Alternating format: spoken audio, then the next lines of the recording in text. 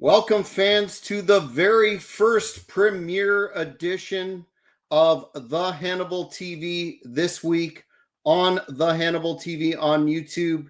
My name is Jack Kilby, Executive Vice President of Great North Wrestling. Very pleased to be bringing a new show, weekly show, this time every week to get into the news of the week in the professional wrestling world, as well as the specific goings-on with the Hannibal TV. And I am very pleased to be joined by the godfather of the Hannibal TV, Hannibal himself. Hannibal, welcome to the new show, our new show. This is some exciting stuff.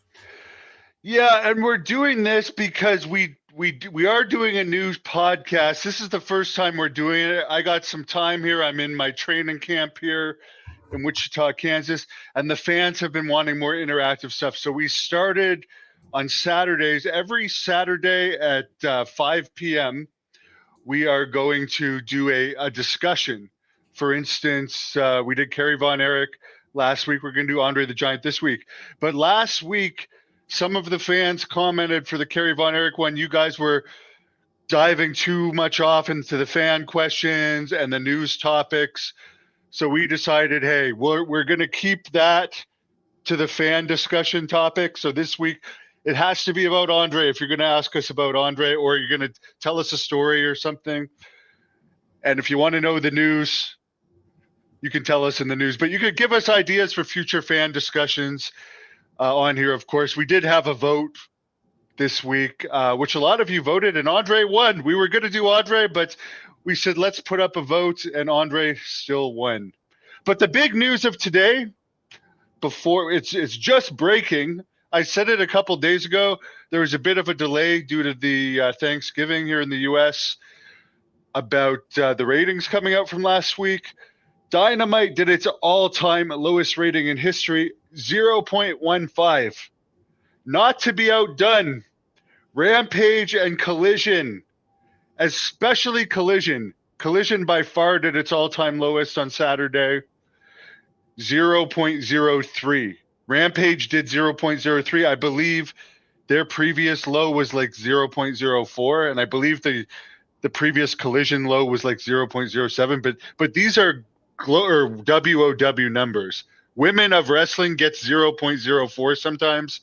Rampage and Collision did 0.03. So they actually got lower than Women of Wrestling. Then we see today, which I already did a quick update on, Mark Henry, who used to work for AEW for 3 years, came out and said the AEW booking meetings are basically just a circle jerk.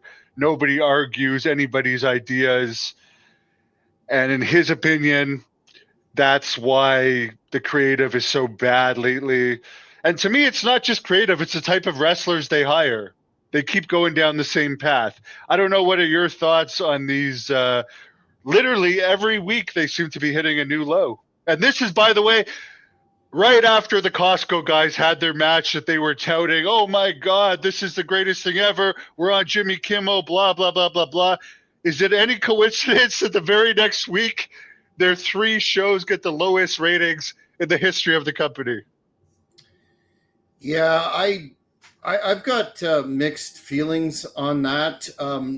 Number one being, I think there's a general lack of credibility with the product anymore that you point out, Hannibal, that we're plagued by AEW, no shows, false advertisement.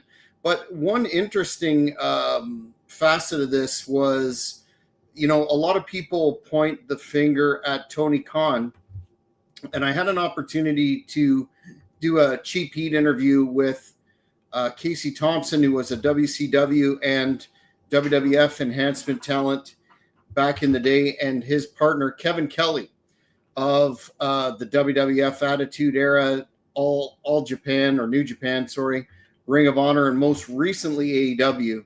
And this question came up, and I'll be doing another interview with them, hopefully more in depth on the Hannibal TV. But Kevin Kelly said, you know what, it's easy to point the finger at the guy doing the creative and the guy doing the booking, but he went down a litany of instability in terms of injuries and contractual situations.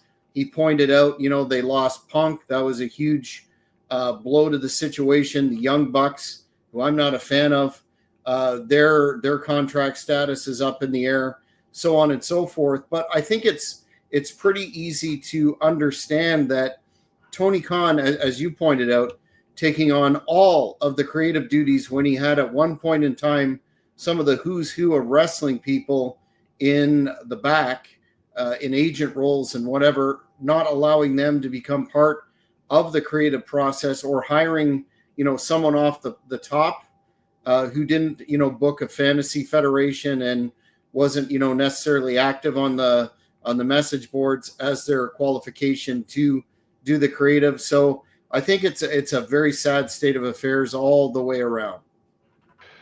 Yeah, and it's funny. Someone thinks we should do a discussion on gay gimmick wrestlers. I was just telling you before we came on about Gold Dust, Dustin Rhodes. Apparently, he's put out a public message today saying, please, everyone, stop picking on AEW. Just enjoy the wrestling. The problem is your wrestling is not interesting.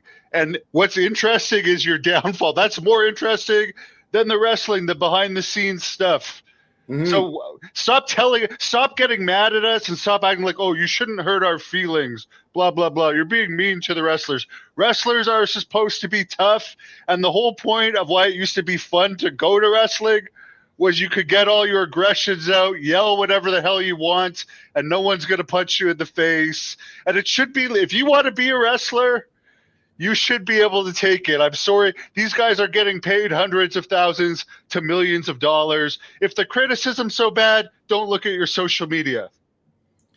Yeah, and that's another salient point you bring up there that Kevin Kelly mentioned as well. He said, obviously the behind the scenes and the intrigue with, I guess the chaos, as he used to describe the backstage of AEW, is far more interesting right now than the television product. So they should go with that. But I wanted to ask you, we've been talking about this for months about the decline, and it doesn't seem that they've hit the bottom yet. But do you see a solution to turning this around? Now, I know the Khans apparently have an unlimited supply of money, so when Shad cuts off the money, that's the end of the experiment, so to speak. But aside from that, do you see any sort of strategy that could at least make AEW a viable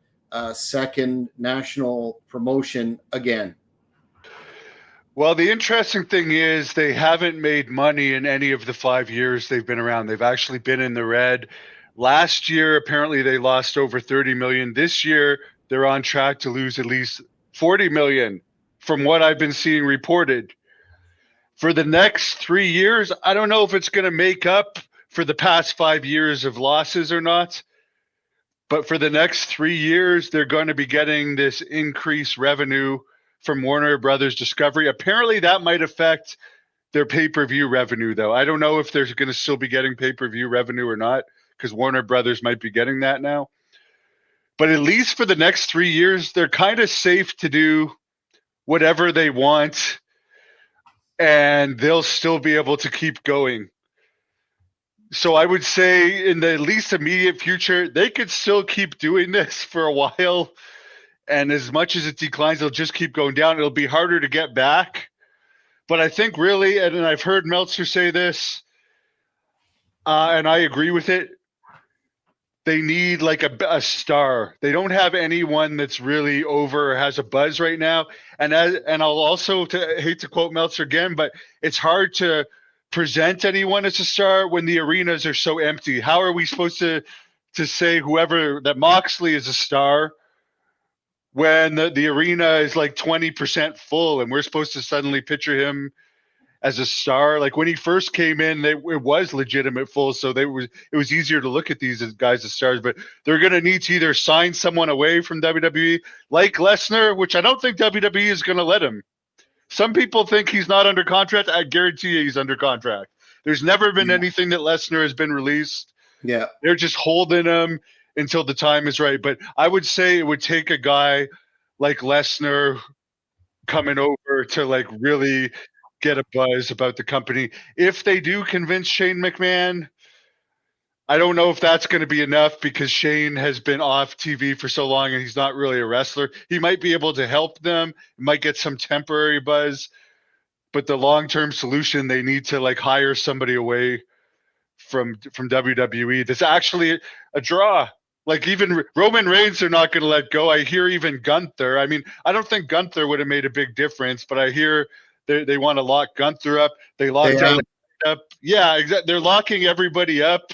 And they're making these WWE IDs. So if anyone even starts to get over on the indies, they're going to lock them up. So they have a good plan of attack. I think we've heard CM Punk say it. AEW doesn't book necessarily to make money. It's a fun thing to them, where WWE is looking at it more as a business. Well, and I think the bottom line is history will regard the departure of CM Punk over that ridiculous situation that they tried to make money of with that footage from Wembley, which was a joke. There you go, Maurice. Mercedes Moné, yes. Morris over in Ireland. How are you, sir? Hope you're on the mend after that unfortunate injury and the gimmicks are kicking in. But CM Punk's departure was definitely a sea change moment for the company that they're probably not going to bounce back from. I mean, if you look at their roster, if they had somebody that knew how to effectively present talent, notwithstanding your very, very poignant criticism that when the houses are empty and you're looking at it, looks like a bomb scare. It's very difficult, but they have some real talent on that roster, and they haven't been able to make hay with the sunshine, with the darlings that they signed, such as Okada and Mercedes Moné, who really, I think, has been completely exposed as totally dependent on the WWE machine for her quote-unquote stardom. And apparently she comes backstage. I mean, Paige is taking a leave right now, and I kind of understand it from Paige, but Paige is another one that's just signed a contract renewal for God knows how much. And I guess she's kind of insulted that Mercedes Moné gets her own dressing room and comes in with an entourage and stuff. So she's taking a leave to get herself together. So it just seems like chaos in the back, like the hiring of Alicia Atout, MJF's girlfriend. It's like she started something with Britt Baker. Why didn't they make that Vince Russo like put it on to the show? That would have been interesting. What did they do? They suspend Britt Baker. MJF wasn't even appearing for that time. I think they sent him to CMLL or something. But so Jake is saying they canceled the sequel to the AEW game. And I will mention for the Ragu Overload's comment, have Bobby Lashley crush everyone. The thing about Lashley, he's a great guy and he's talented. They could build him back up, but he wasn't used that strongly in his last WWE run. He's coming off an injury. He didn't get the better of Brock Lesnar. A lot of those matches were actually quite short. So it's not like he has the aura of, oh, this guy just came from WWE. He's hot coming in and he's just going to take over. He's good, but I don't think he's going to be that guy. I mean, the hottest I think he's been was during that Donald Trump, Mr. McMahon thing, which after that there was some dispute and he went to TNA and he never really got that popular ever again. They tried, but it's like they never got behind him fully after that. I don't know if it was a punishment or what. Well, she's taking time away to be host of Catfish, but in AEW, you only wrestle once a week. In a lot of cases, once a month. So really, could she still do Catfish? Yes. I think so. Yes. Yes. I mean, you don't have to like. I mean, for the amount, how many times has Paige's average been wrestling, and how many shows has she been advertised and not been on? Such as the one in Ottawa where she's on the poster. Remember, there was a little girl dressed up as Paige, and then Paige isn't even on the show. Yeah, that's the kind of business practice that kills the town. But before we leave the never-ending content generation topic that is AEW. I think it's also strange, and you've pointed this out, Hannibal, that show that I think it was Collision that I went to in Springfield, Massachusetts a couple of months ago. In addition to having a whack of talent advertised that wasn't there, the talent that they are using on TV and in their house shows really raises some eyebrows. I think you pointed it out. One of the feature matches on that Collision involved Evil Uno. So I'll leave that right there. I think that speaks for itself. Yeah, what I don't get is they have these people they're paying $4-6 million a year to, like Okada and that Will Ospreay guy. Were either of those guys on that Collision? No. Moxley either? Were the Young Bucks? No. Like, it's like, why are they paying these guys so much to not be on the shows? Yeah, they were on the poster, and again, after our experience in Ottawa and mine in Toronto, I didn't go in there with much of a hope that the talent on there would be advertised, but it was a real head scratcher. And then, of course, the obligatory flatulent, meaningless 8-man tags. That was the main event. Yeah, and then there's that French tag team in AEW from Quebec, who I don't remember their names, but they took them after they were fired from WWE. And apparently they've only wrestled like 7 times this year. They're still under contract, by the way. I doubt they'll even wrestle in December, but I was talking to John and we did the math. Even if they're making the minimum contract of like 150 a year, that's 21,000 a match to people that aren't even over. It's like you could use a $200 indie guy that's not over to come in and do this. Like, nobody's talking about those guys. I for the death of me can't remember their names. I just remember hearing that they've only wrestled 7 times, which is crazy. And the last time was in like July for one of them.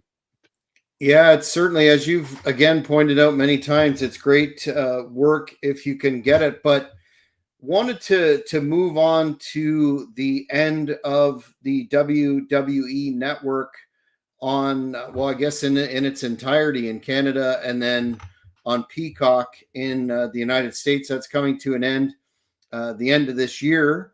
And wanted to get your thoughts on the Peacock migration, which personally I enjoyed the archive here, but it wasn't the same experience, as I understand, in the United States. But what about the big news that you just mentioned before we went on air about the rating? That's going to disappoint some folks.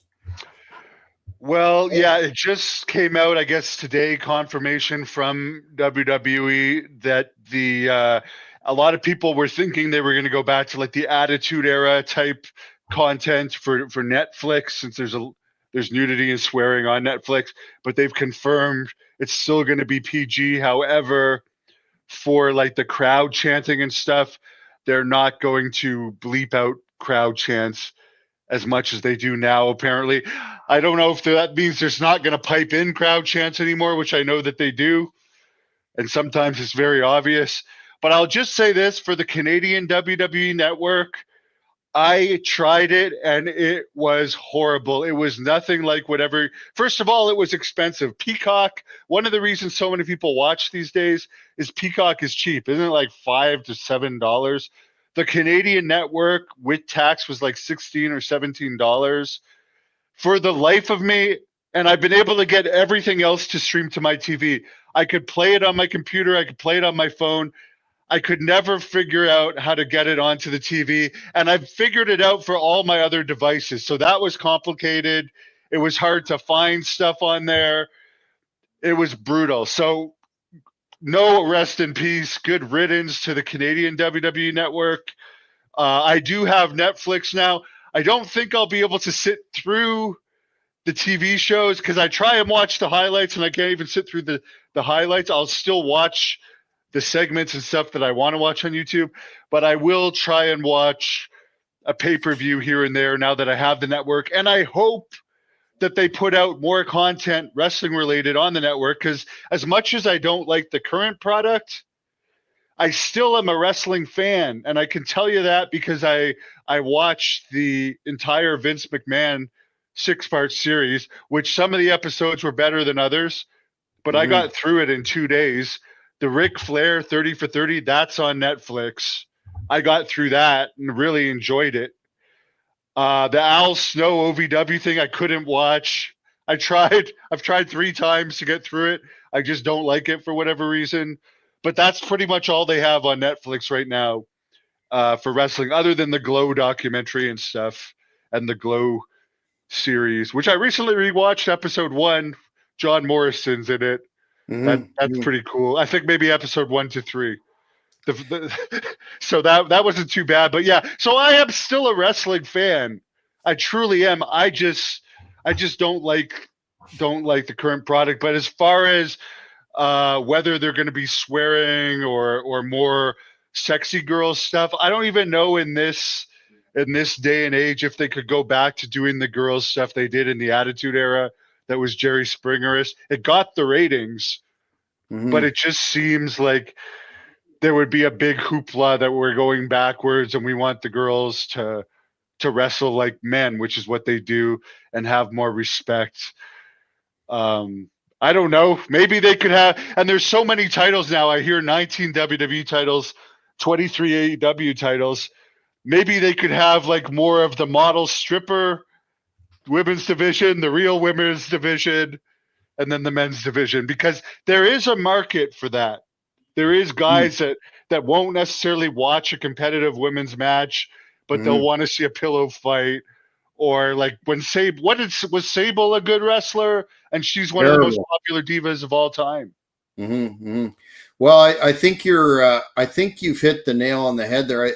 I believe fans were hoping for not only the Crash TV stuff, but a more hard-hitting, rough style to their product, which we kind of saw a little bit in the lead up to WrestleMania this year between Cody Rhodes and The Rock, where The Rock assaulted Cody out in front of the bus, cut him, the blood, et cetera, et cetera. But I think at the end of the day, if they stop, what really turned me off about the modern product, and I say modern over the last 10 years, is the 20-minute in-ring promos for Raw. That they lost me there. I think a show should open hot with a match, and I believe less is more in terms of promos, unless it's a really special situation. But we'll see how that plays out. Yeah, and I was just talking about that with the Berserker. For me as a kid, like the Undertaker and Berserker feud was a great feud. Anyone can say whatever they want as a grade 3 at the time, maybe grade 2. I loved it, and I remember the kids at my school talking about the whole angle where Undertaker rolled out of the way of the sword. And as Berserker and I were talking about in our interview we just did, they would never just imagine the next week, we're just going to stand in the ring for 20 minutes and talk to each other, and nothing is going to happen. And this is just going to happen week after week after week until the pay-per-view. To me, that's just like, if you really hate each other, and I've seen fights, you've seen them doing your shoot job, which we're not going to get into. I've seen them in the bars. If two people hate each other and want to fight, they're not just going to stand around for 20 minutes talking. To me, it just, I know it's fake and I know it's scripted, but you got to have some element of believability in it. And I just can't believe that you guys hate each other when you're just standing there 5 feet apart and listening to hearing each other out. It's just, yes. I mean, did we ever even see the Warrior do that? The Warrior gave speeches in the ring in WCW, but I don't remember him and Hogan being in the same ring, going back and forth, or Hogan, or even like, remember when Marty Jannetty and Shawn Michaels had their feud? I remember, and I was telling it to Marty yesterday, my mom took me to a show in November of '93. So just over 20 years ago. It was right after the Shawn Michaels, Marty Jannetty thing. And Marty wasn't on the card. And I remember my mom saying when she saw Shawn on the card, oh, I bet Marty's going to show up and attack him. And even me back then, I kind of knew, well, this is a house show. He's not advertised for it. It's not going to happen. And it actually happened. Yes. They sent Yeah. Marty Jannetty out in his street clothes on a house show, and he attacked Sean, and then everyone pulled them apart, and it made you really want to watch the match. It's like, it wouldn't have been the same if it's just like, oh, he gets kicked through the barbershop window. The next week, they're doing an in-ring segment together. And now they announce it as segments. Watch this week. There's going to be a segment with Orange Cassidy. Please tune into this, because these segments, aren't they supposed to be spur of the moment in theory?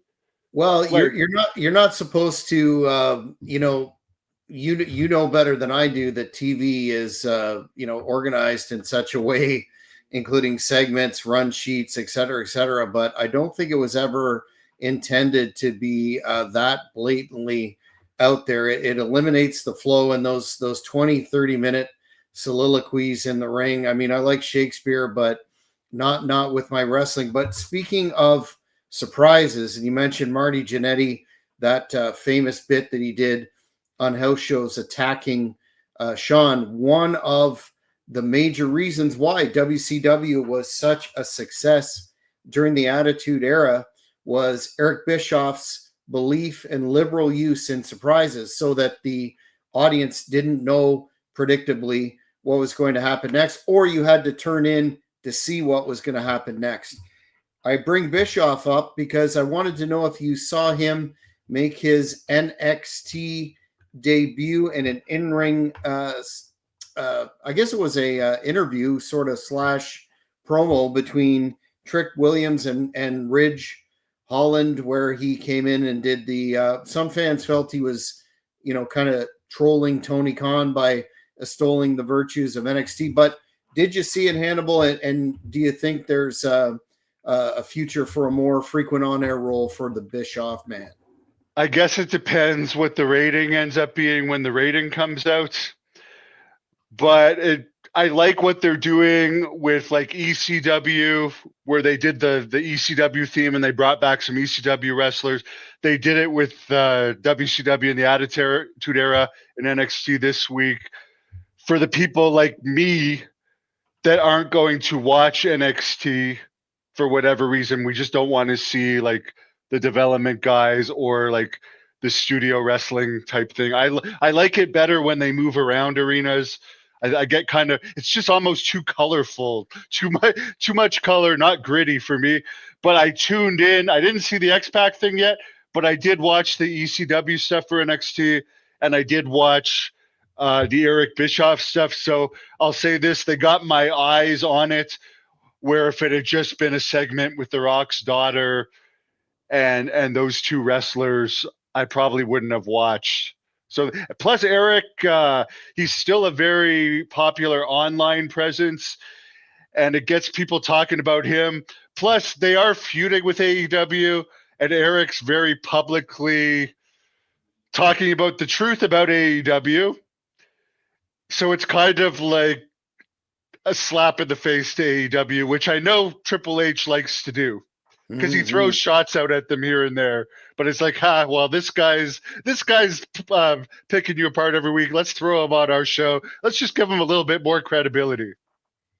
What do you think happened there between Bischoff and AEW? Because he was famously on at least a couple of episodes that I remember back during the Cody Rhodes tenure, and then boom, he's gone, and then he's a vocal critic. Do you think there was an offer of a contract or whatever that never came to fruition? Because there seems to be, I don't know, it seems to be somewhat personal in his criticism.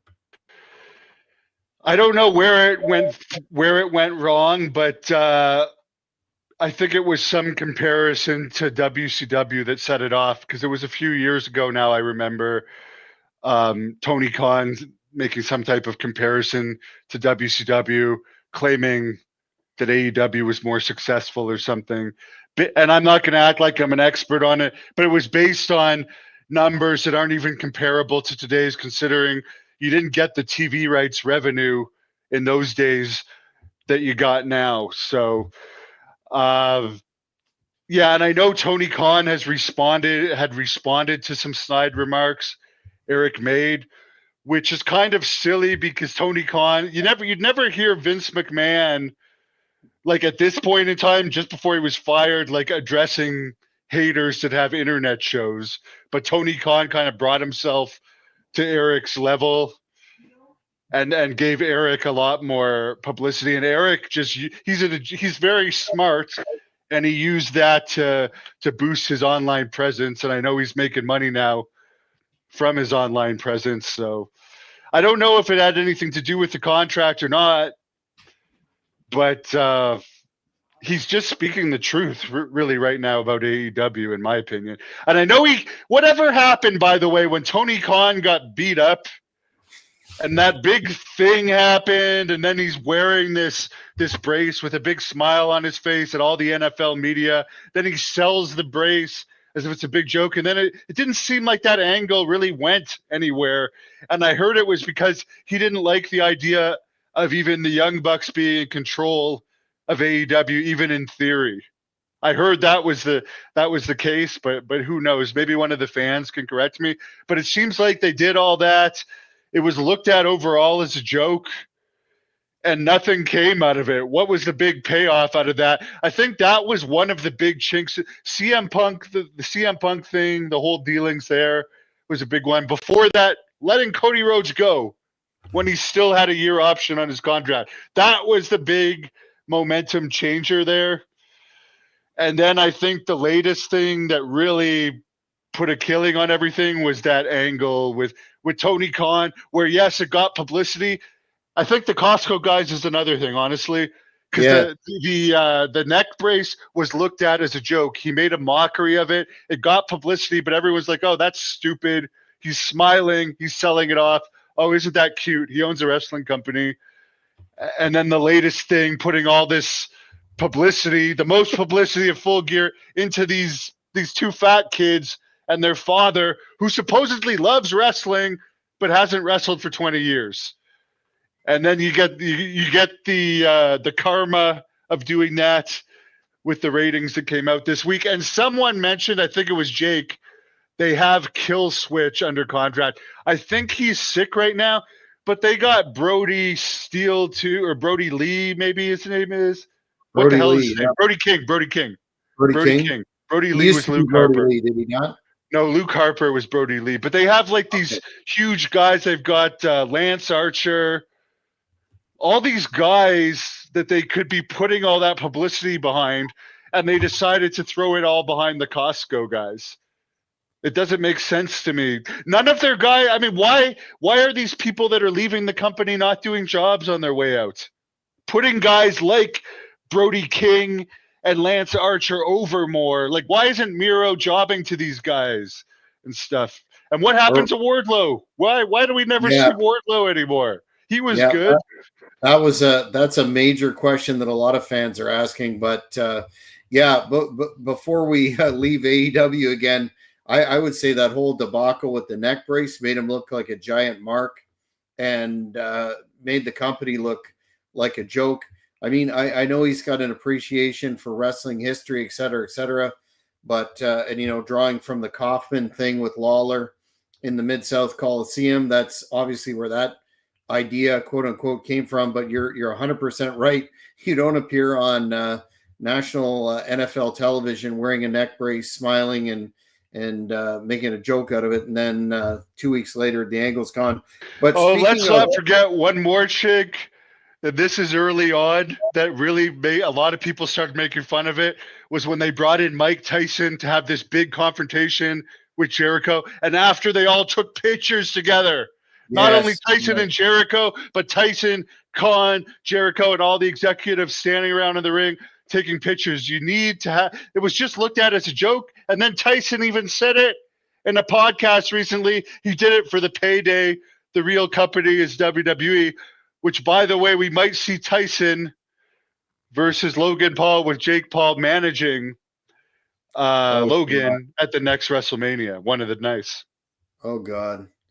I don't know about you, but that you watched that fight. I know we were talking about it, and that really smelled. And apparently there's a lawsuit or two that it was a a complete allegedly a script leaked online, and when I was watching it, I could tell. My personal opinion was, notwithstanding the fact that Tyson's 58, he was holding back, and it was atrocious in my opinion. Say what you want. It did make, I think there was like 130 million people that watched it over the first couple days worldwide, 64 million in the US alone. So a lot of people watched. So I could understand a wrestling version of that would get a lot of attention. And honestly, there's rumors The Rock might not even wrestle at WrestleMania now. What are they going to do? Like, what are they going to do to like make this WrestleMania great? They could do Roman Reigns against Cody Rhodes for the third year in a row. That will have some interest, but like, I'm trying to think of like who is over. They could bring Lesnar back. Yeah. Roman Reigns versus Punk. They're supposedly looking at building too. But yeah, I hope for their sake and for the benefit of wrestling that The Rock still does it. I think he will, because he is on the board of directors. But I do think that would add a lot of buzz. As whether it's going to be good or not, I would like to see that boxing match just for my own sake, to make wrestling more popular. So my channel's more popular. Ivan Santos, sorry. So used to saying Isbin. He says WWC is putting out a movie, and somebody is going to play Abdullah the Butcher. I guess, who produced it? Tell us more about it. I don't know much about it. It would be interesting to see how they cover the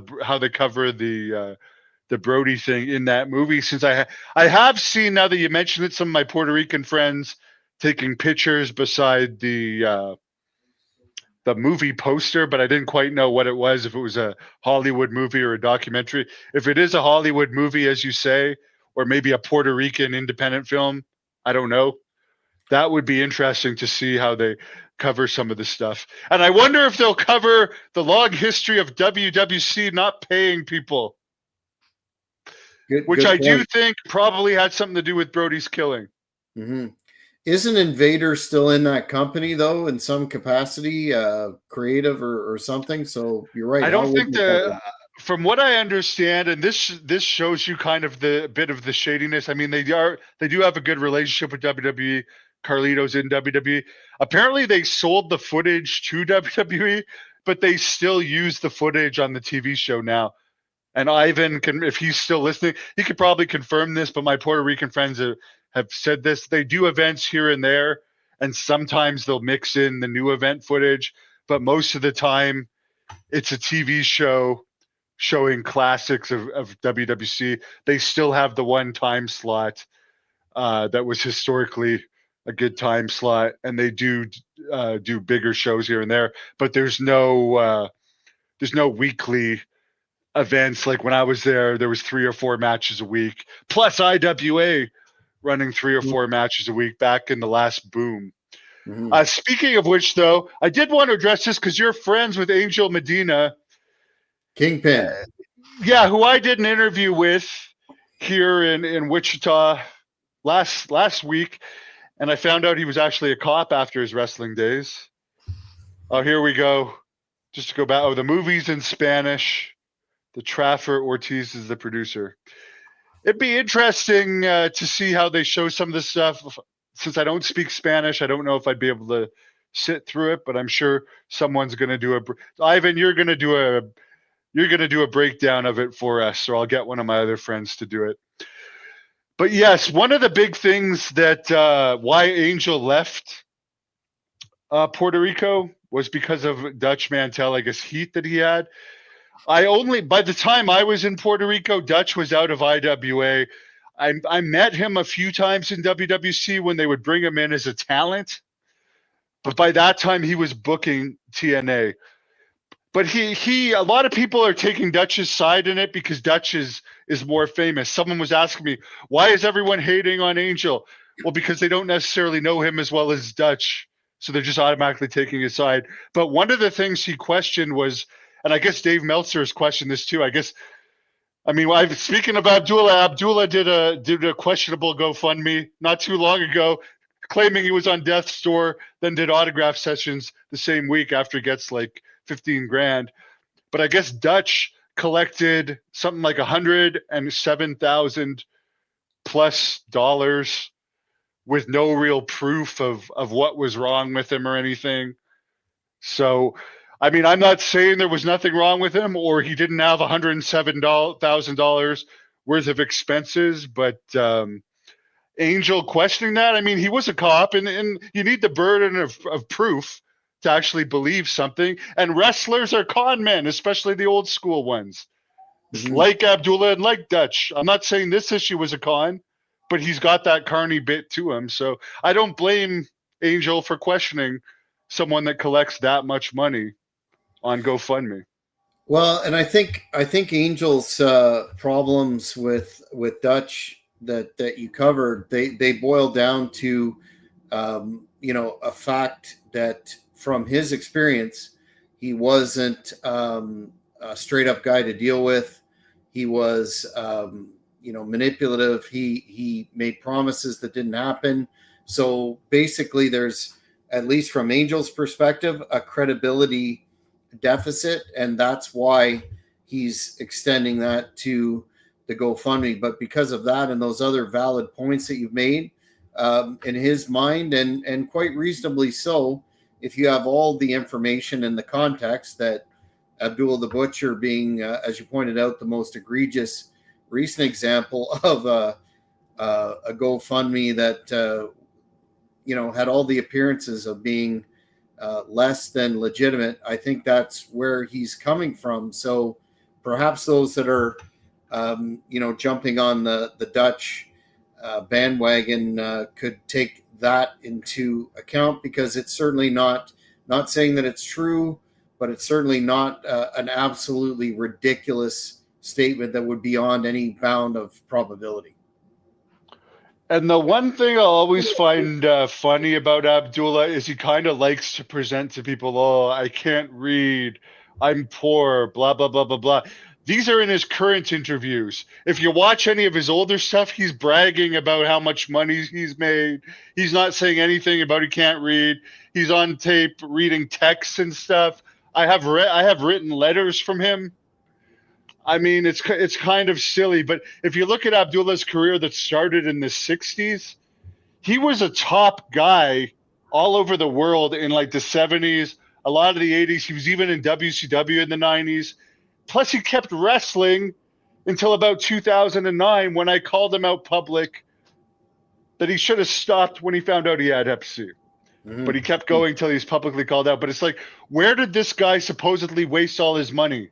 That supposedly at one point he claimed he had 3 restaurants in the U.S., one in Korea. He claimed that he had a record label at one point. He's always wearing jewelry and fancy outfits. He was never a drug user, to my knowledge. He was never a drinker, to my knowledge. Yes, he ate a lot. But where did all this money go to is what I want to know, because a guy like Marty, who I love, you can see that he partied. He never made as much as Abdullah made, but you can see he partied his money away. But Abdullah didn't party, and he would always ask for other people to pay for his food. He would always ask for more money for every little thing. So usually cheap people that are frugal don't just waste their money. So I always find that weird.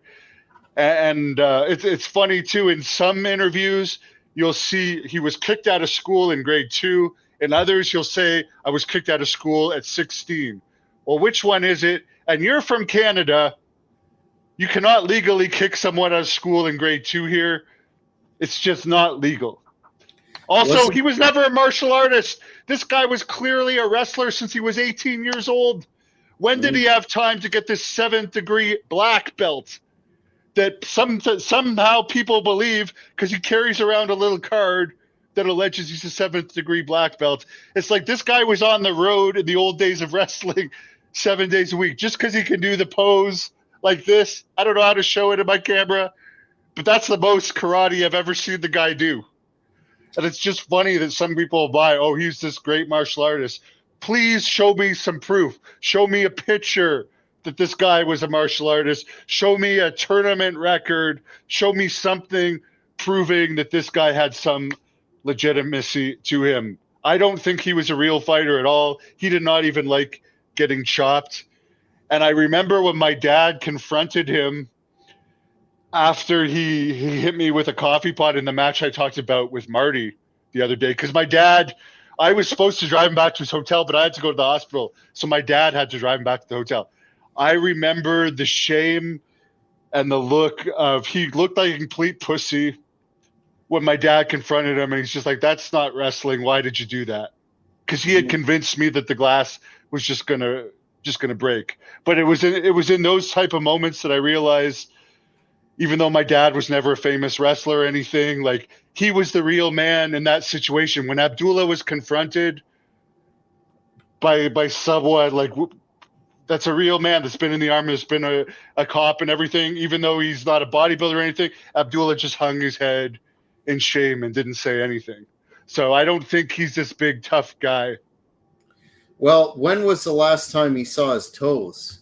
That's another thing. I don't think that physique is compliant with one who is a martial arts practitioner. But I think Abby might have. Wasn't he very popular with the ladies and perhaps squandered his fortune that way?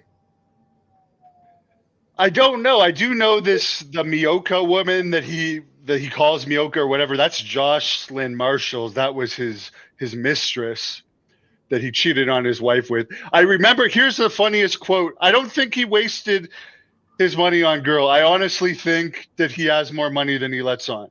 That's my honest opinion of him.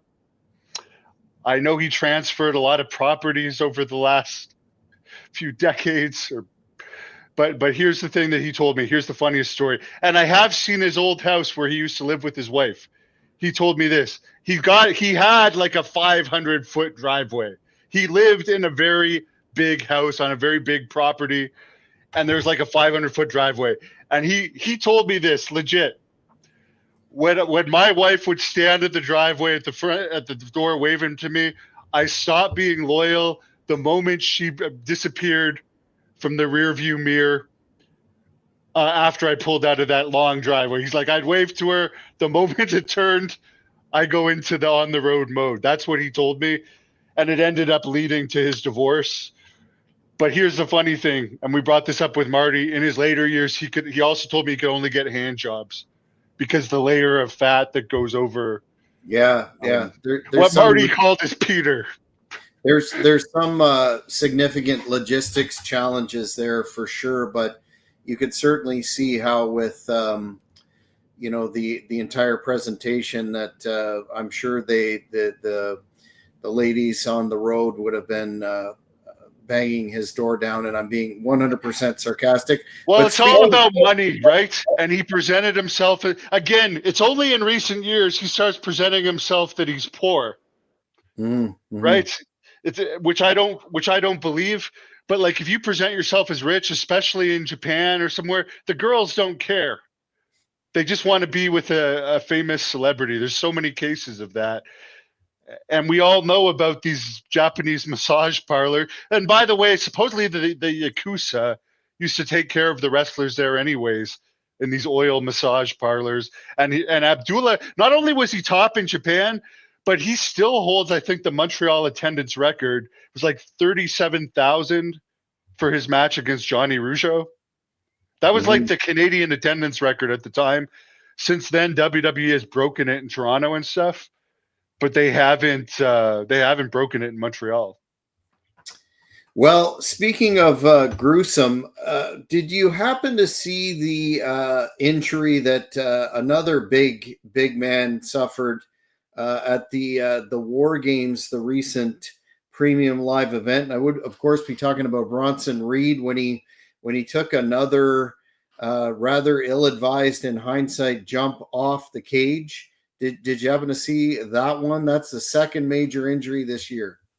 Well, I just find it weird for these jumping things with the big guys. Like, Sid broke his leg and pretty much ended his career, where Johnny Ace asked him to jump off the ropes against Steiner.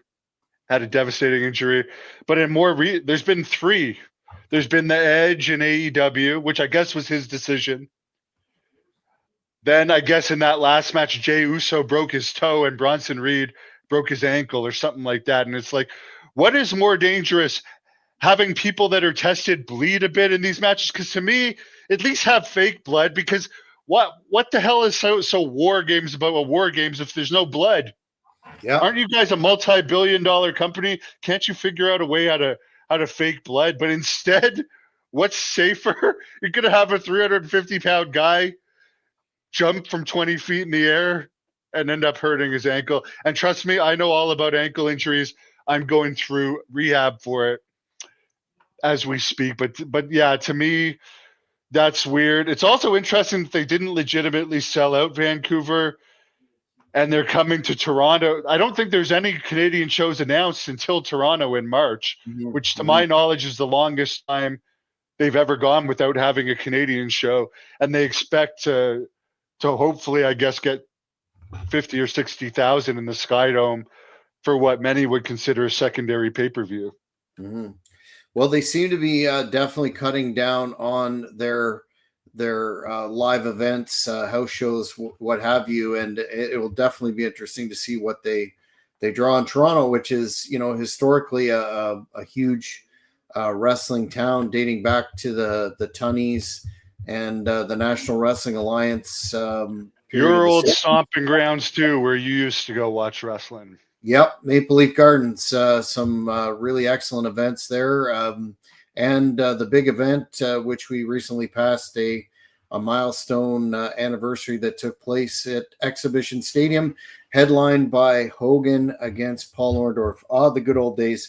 What I love about the big event is I recently rewatched that match, and I just love, and for some reason I just love 80s wrestling. What I love about it is now they might be quote unquote better athletes. That's debatable. They do better flips and stuff. If you care about that. I've never been a gymnastics fan. Some of it's impressive, but I don't like to see this over and over again. And I don't really know, other than Rey Mysterio, if there's been any real legit main eventers that do that stuff. But what I like about the big events, for some reason I love this, Hogan just comes out of the dugout and the crowd goes nuts. You didn't need a big entrance.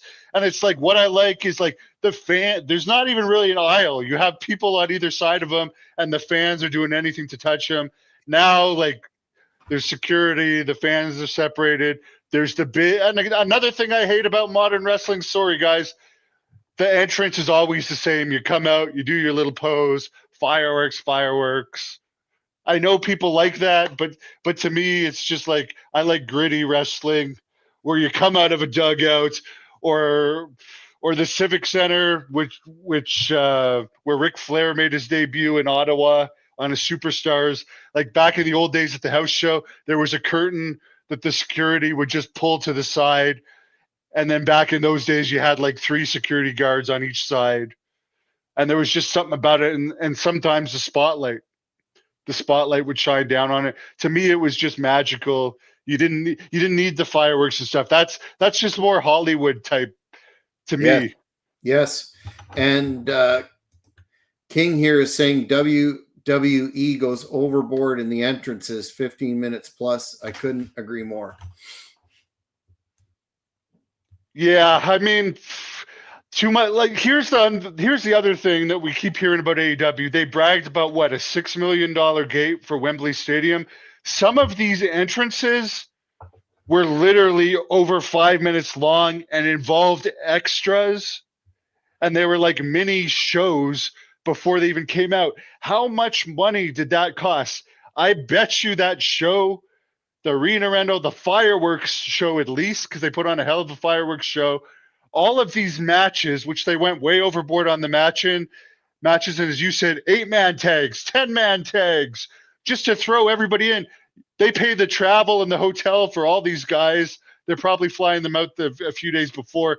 Sting returning, which I say is good, but he didn't do that for cheap. So it's like, for the people saying, oh, we got a $6 million gate, did that even break even for how much they invested into that show? Which they spent 15. At least. Yeah. But and that's why they're not going back. That's why they're not going back this year. And of course, their Australia event, which supposedly only had a few thousand tickets sold, was moved. And someone said this is the height of arrogance at the popularity they are now, trying to go to a 60,000 seat building in Australia. Now they have to go to a building that supposedly when WCW ran it in 2000, it was considered old then. So they're going now to this old rundown building. I mean, it's still good they're going to Australia. I'll say this on the record. If they had had Outback Jack, they would have had at least 1,000 more tickets sold. And I hope they still do bring it Outback Jack. For the nostalgia pop alone, yeah. Australia was quite the territory back in the day when Jim Barnett was the owner, operator, proprietor, and Gary Hart was doing the booking. We might have to put that on for a future discussion, the history of the Australian territory. We're coming up to the top of the hour, but I wanted to address another WWE news item, which is somewhat noteworthy because of the tenure of the folks involved, the act involved, and that's did you happen to catch the shocking heel turn of the New Day, where Woods and Kofi Kingston turned their back on Big E? That's all over WWE.com today. What are your thoughts on that? Kind of inevitable because the New Day have been around for literally 10 years. Yeah, and here's a little note. The very first practice match Kofi Kingston had in September 2006 in Deep South Wrestling was against me. And I never had any problem with him. I remember the thing that stood out to me about Kofi, and this is why they push the corporate people these days.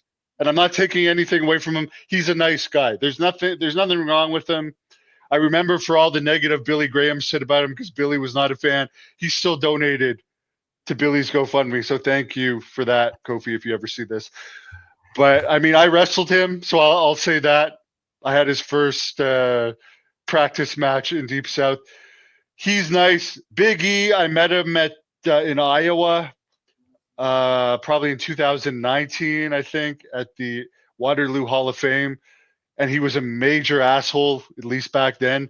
He had his hands crossed like that. He was doing nothing. It was after people were just wrapping up. It was in a room where they had the WWE painting guy, and people were just walking around looking at paintings. He was just standing there, I think, waiting for a ride back to his hotel. I'm like, could I have a 2-minute interview with you? He's like, no. I'm like, well, if it's not an interview, will you at least say something on the camera? No. Okay. Nice. Everybody else did. There wasn't one other person that weekend that didn't. So I thought he was a total asshole. So I could care less about the New Days. Just for that reason. I never met Xavier Woods. There is an interview with him on this channel for John Paz.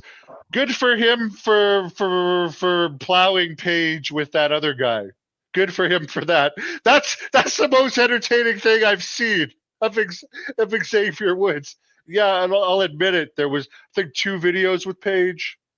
One was that Xavier Woods and the other guy that got the short end of the stick, so to speak. Mm-hmm. And then another one that looked like it was in a dressing room. But yeah, it's just to go back to Paige for a second and her alleged jealousy with Mercedes Moné. That's got to suck, because at one point Paige was like the hottest prospect woman in wrestling and had so much buzz about her. The Rock made a movie about her. And now it's like nobody cares. I mean, AEW has her. Let's face the facts. Nobody cares. Yeah, they've certainly done a good job of devaluing their talent, that being a prime example. So it's kind of, aside from Brock Lesnar or a megastar, and let's face it, there's not many out there. I'm not sure that any signing would turn that ship around. But Hannibal, we've reached the top of our first hour. Blew by as I knew it would. I'm excited about this concept. We're having a lot of fans offering their insights, and we love that on the Hannibal TV. But before we go, do you have any final thoughts for this week's show? No, I would just like to say that on Saturday, we're going to do the fan discussion on Andre the Giant. I did talk to Ken Patera yesterday, and Ken Patera is going to do another interview with me coming up soon. He's having a computer issue. As soon as he gets it resolved, that's going to be done. Tank Abbott, I'm going to be doing an interview with soon. I'm working on others. I'm also acquiring more footage that hasn't been released on the internet before. And in Portland in February, I'm probably going to go somewhere before then, but I'm going to the Portland Wrestling Convention at the end of February, and I'm going to be getting a lot of interviews there, including a live one with Lance Von Erich. And who knows? I might even wrestle that weekend. Who knows? That's working on possibly wrestling. And I mean, you mentioned it earlier. Who knows? I may even wrestle in the ECW arena later this year. We'll see. We'll not throw all of our eggs in one basket, but I'm here for training camp. I needed to get out of Canada. I've been rejuvenated here. I'm really focusing on my health. I'm working out a couple times a day, most days, at 2 different gym locations. I'm going through therapy for my injuries.